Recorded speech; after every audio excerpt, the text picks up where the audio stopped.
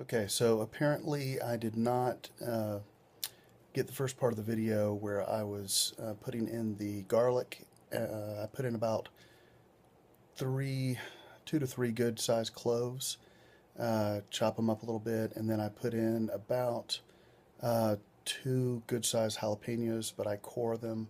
You know, the main heat is in the seeds and the white lining on the inside, so you'll want to make sure that you kind of decide how hot you want it to be. I cut up my garlic first, I put it in, and then I cut up my jalapeno next, and that's cut it, core it, and just chop it up a little bit. But I put both of those at the bottom because those need to be minced and chopped up in the food processor most. All right, with the cilantro comes in bundles, and I'll usually do about a half a bundle for food processor's worth.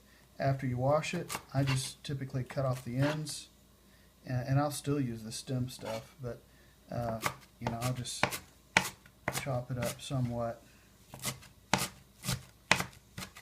so that it moves around good in the processor. Doesn't get stuck to the side of the wall. Then I'll throw it on there. I've already thrown some in. Next, I'll put the onion, and I've already peeled off the outer skin. Make sure you want to peel it good till you get just the shiny stuff. And I'll just mainly just quarter it and divvy it around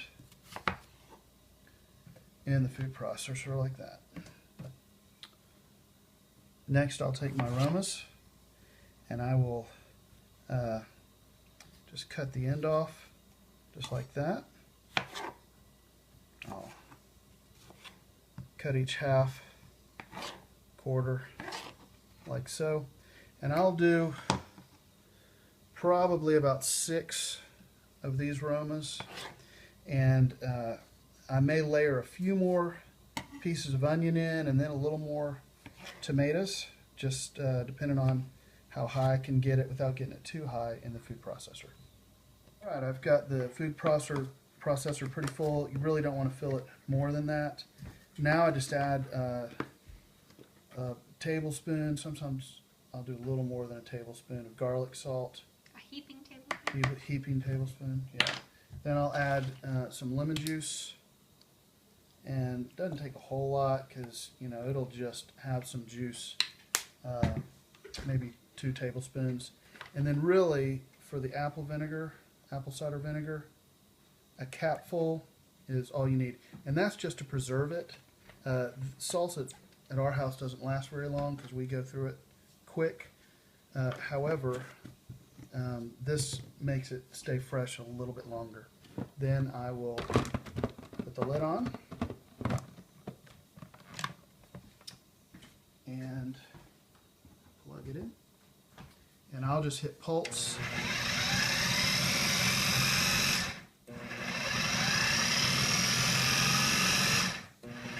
Let it work its way down.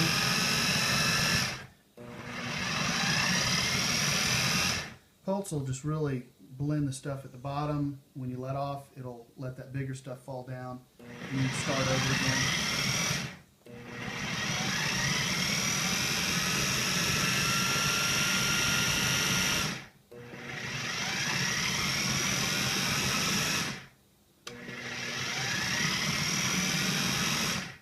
And you can blend it according to however thick you like to have it.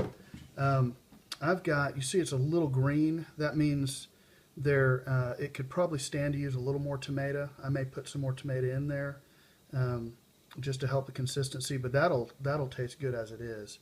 But just blend it to your liking. I'll scrape with a spatula on the sides to make sure that stuff gets chopped up too.